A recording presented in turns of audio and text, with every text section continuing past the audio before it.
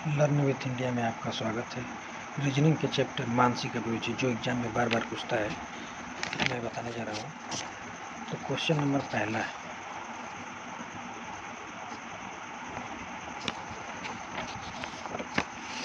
भारत में जनहित याचिका की शुरुआत कब हुई थी? 1977। 1992 में सर्वोच्च न्यायालय ने PIL के रूप में प्राप्त याचिकाओं पर कार्रवाई के लिए कुछ दिशा निर्देश को सूत्रित किया।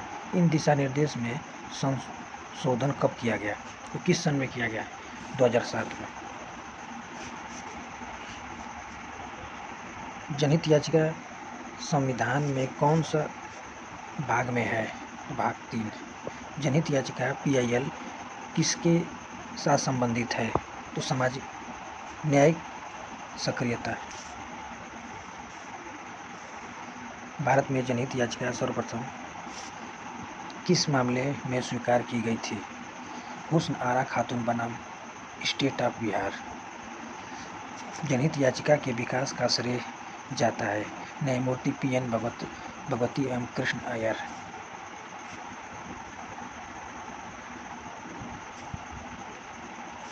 जनहित याचिका में सम्मिलित नहीं है। शिक्षण संस्थाओं में प्रवेश सम्मिलित नहीं है। जनहित याचिका दायर की जाती है उच्च न्यायालय और सर्वोच्च न्यायालय दोनों में की जाती है। सर्वोच्च न्यायालय के प्रथम मुख्य न्यायाधीश कौन थे? हीरालाल जे कार्निया। जनहित याचिका का मतलब क्या है? जनहित याचिका का मतलब क्या है? किसी व्यक्ति द्वारा अदालत में जनहित में लाया गया मुकदमा। जनहित याचिका की शुरुआत किसके द्वारा की गई थी?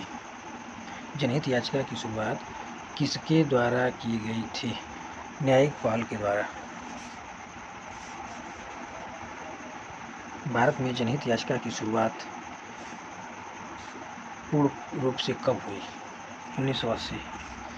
उत्तरांचल राज्य बनाम बलवंत सिंह चौहान मामला प्रकाशन में आया 2010 में।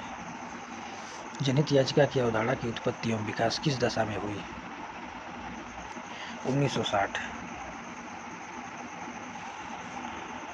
PIL आज किस क्षेत्र में एक महत्वपूर्ण स्थान रखा है? PIL आज किस क्षेत्र में एक महत्वपूर्ण स्थान रखा है? कानून प्रशासन के क्षेत्र में। PIL को किस नाम से जाना जाता है? सामाजिक हित याचिका और सामाजिक क्रिया याचिका दोनों। जनहित याचिका की अवधारणा की उत्पत्ति किस देश में हुई? अमेरिका। जब लोगों के साथ अन्याय हो तब न्यायालय किस अनुच्छेद के तहत कार्रवाई से नहीं हिचकता? अनुच्छेद 14 तथा 21। भारत में न्यायिक पुनरीक्षण की शक्ति का प्रयोग किया जाता है केवल सर्वोच्च न्यायालय द्वारा।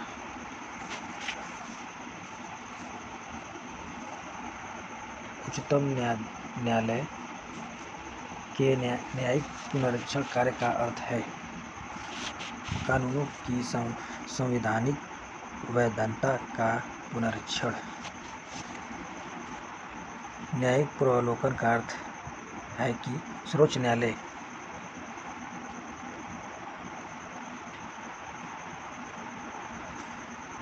किसी भी राज्य के कानून को अवैध घोषित कर सकता है।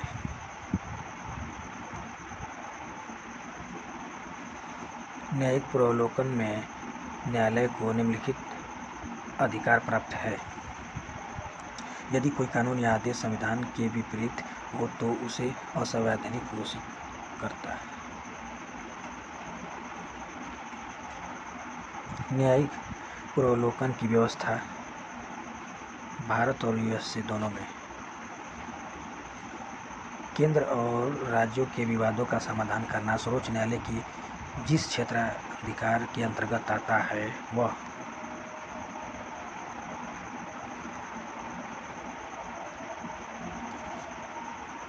प्रारंभिक डी वाला विकल्प सही है। निम्नलिखित में से किस मामले को उच्च न्यायालय में प्रत्यक्ष रूप से दाखिल नहीं किया जा सकता? दो अथवा अधिक राज्यों के बीच विवाद।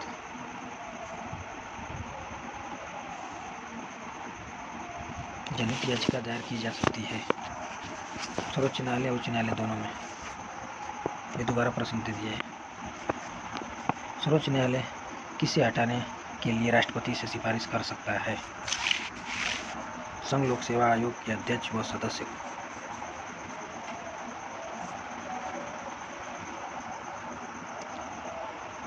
सर्वोच्च न्यायालय द्वारा कौन सा प्रलेख जारी नहीं कर सकता है? निषेधाज्ञा।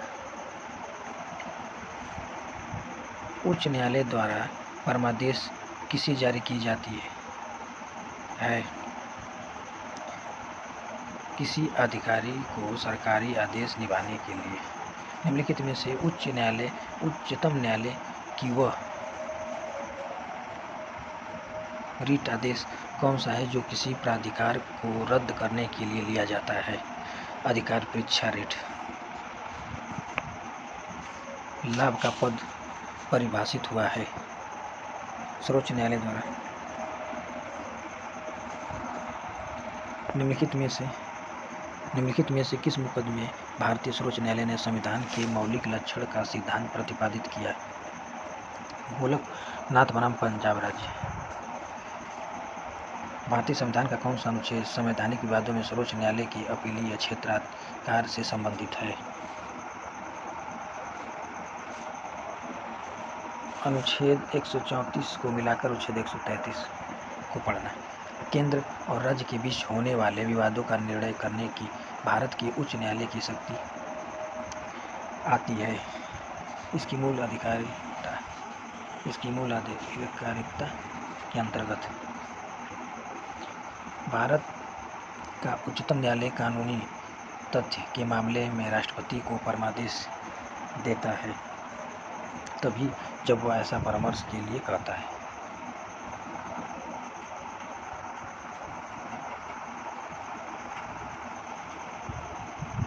राष्ट्रीय मानव अधिकार आयोग के अधिनियम 1993 के अनुसार निम्नलिखित में से कौन सा आयोग का अध्यक्ष बन सकता है? केवल भारत के सेवानिवृत्त मुख्य न्यायाधीश न्यायमूर्ति।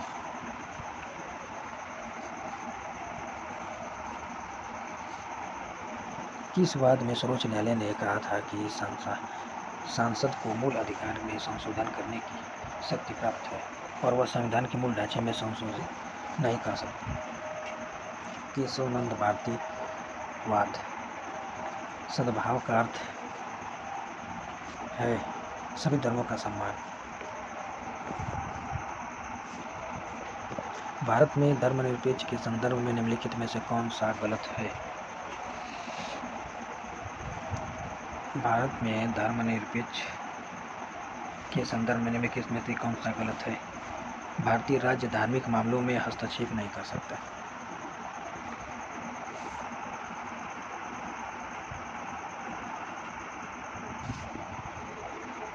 धर्म को कभी राजनीतिक से अलग नहीं किया जा सकता, यह कथन है महात्मा गांधी का। भारत में राज्य का आधिकारिक धर्म क्या है? कोई नहीं। धर्मनिरपेक्ष राज्य के रूप में भारत के बारे में निम्नलिखित में से कौन सा कथन गलत है?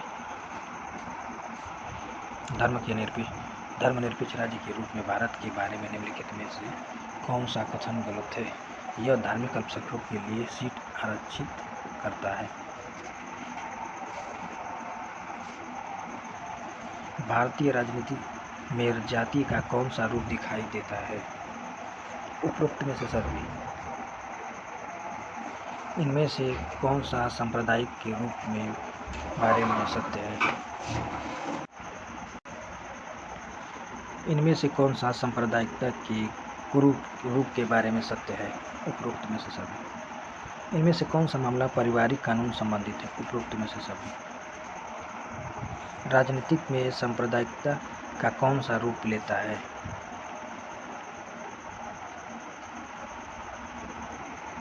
उपरोक्त में से सभी। जातीय व्यवस्था के टूटने के लिए इनमें से कौन सा कारण जिम्मेवार हो सकता है? उपरोक्त में से सभी। सांप्रदायिकता राजनीति से क्या तात्पर्य है? जब राज्य शक्ति का उपयोग बाकी समूहों में एक धार्मिक समूह की वर्चस्व को स्थापित करने के लिए किया जाता है। इन सभी देशों में से किसमें आधिकारिकता धर्म है? उपरोक्त में से सभी। Doctor B R. अम्बेडकर और महात्मा गांधी की मध्य 1932 में हस्ताक्षरित पूना समझौता में प्रावधान था। निम्न वर्ग में आरक्षित संहिता। पार्लियामेंट्री सुधार का उद्देश्य क्या था? पृथक निर्वाचन प्रणाली। ये कुल 51 प्रश्न थे जो खत्म हो गए और आगे का एपिसोड बाद में आएगा।